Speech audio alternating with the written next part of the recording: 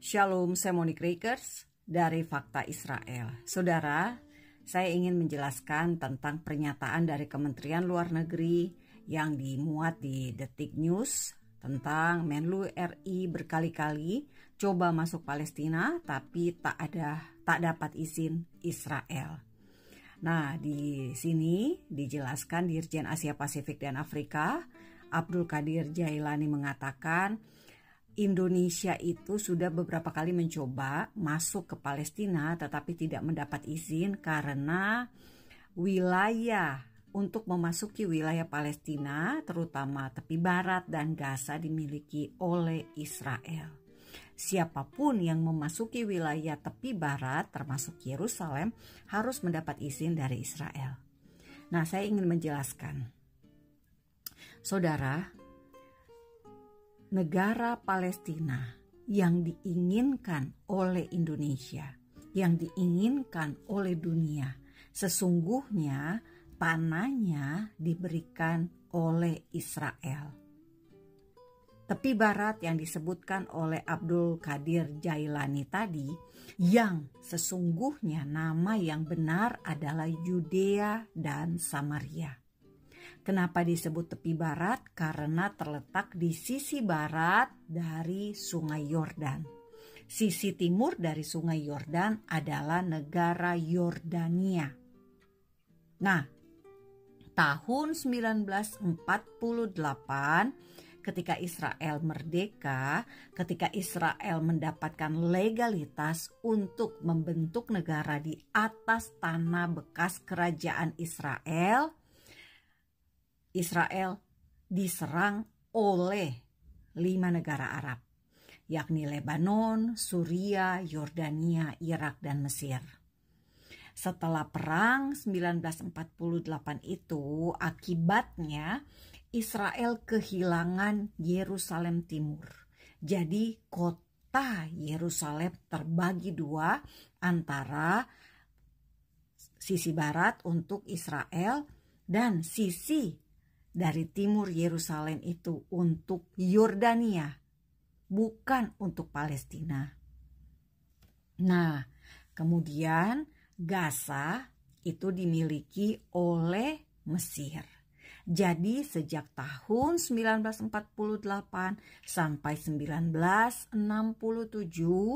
kedua wilayah yang diklaim oleh Palestina hari ini itu berada di tangan Yordania dan berada di tangan Mesir, bukan di tangan Israel. Tetapi pada tahun 1967 ketika Israel sedang baik-baik menikmati hidup, Israel diserang oleh 5 negara Arab yang sama yang menyerang pada tahun 1948. Namun kali ini terjadi mujizat. Karena hanya dalam waktu 6 hari Israel berhasil merebut Yerusalem Timur dan tepi barat dari Yordania. Israel berhasil merebut Gaza dan gurun Sinai dari Mesir.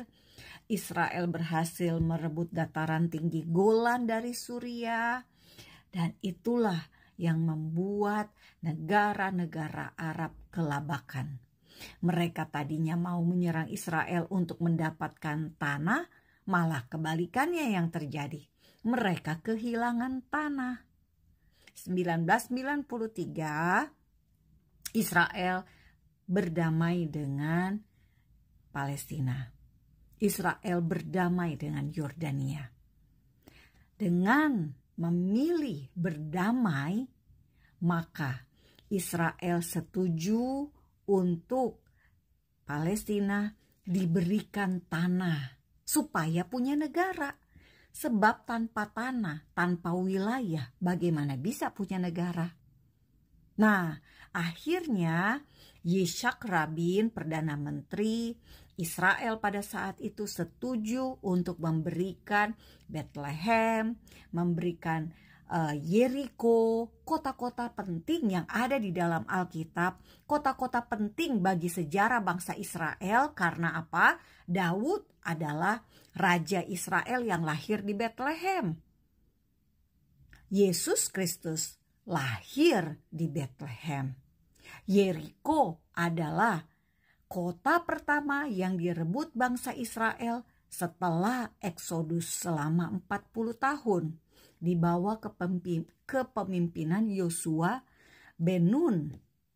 Jadi saya hanya memberikan contoh 2 kota dulu ya. Di 2 kota ini melekat sejarah bangsa Israel dan tidak ada sejarah bangsa Palestina. Nah, dalam kesepakatan Oslo yang menjadi landasan penyerahan tanah untuk menjadi negara Palestina itu dilakukan tahun 1993, ada klausul-klausul yang harus ditaati, harus dilakukan oleh otoritas Palestina. Waktu itu Yasser Arafat pemimpinnya. Tetapi apakah mereka bisa menaati klausul dalam kesepakatan Oslo tersebut? Sayangnya tidak. Sehingga menjadi alasan atau argumentasi logis dari Israel ketika mereka menolak keberadaan otoritas Palestina menjadi resmi sebagai negara Palestina. Hal itu tidak dimungkinkan lagi. Karena apa? Karena klausul yang ada di dalam kesepakatan Oslo itu tidak bisa diterapkan, dan ternyata keberadaan otoritas Palestina tidak berhasil membuat rakyat Arab Palestina itu mengakui Israel. Syarat untuk berdirinya negara Palestina adalah mengakui keberadaan negara tetangganya Israel.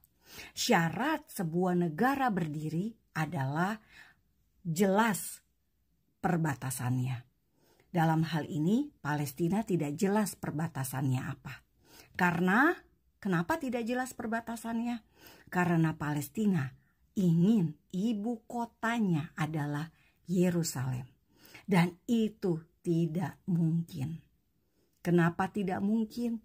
Karena Yerusalem sudah menjadi ibu kota sejak masa Raja Daud. Raja Daud ketika memerintah kerajaan Israel selama 7 tahun berkuasa dari Hebron. Tetapi 33 tahun kemudian, 33 tahun Raja Daud memimpin dari Yerusalem. Tidak ada satupun sejarah Palestina atas Yerusalem. Yerusalem sudah dijajah berbagai bangsa, tetapi tidak pernah menjadi ibu kota kekhalifahan Islam. Tidak pernah satupun kekhalifahan Islam menetapkan Yerusalem sebagai ibu kota. Yang ditetapkan mulai dari Madinah, lalu ke Damaskus, lalu ke Baghdad, Kairo, dan masa Ottoman yang 400 tahun menjajah Israel. Mereka menentukan ibu kota mereka di Konstantinopel yang sekarang menjadi Istanbul. Jadi jelas tidak ada dasar untuk mengklaim Yerusalem sebagai ibu kota. Karena alasan itu pula, maka ketika Menteri Luar Negeri Indonesia ingin datang ke Palestina, maka ia harus minta izin kepada Israel. Karena Palestina sesungguhnya seperti negara di dalam negara. Palestina sesungguhnya adalah negara di dalam negara Israel. Karena yang seperti saya jelaskan tadi, perbatasannya tidak jelas. Salam damai dari Fakta Israel.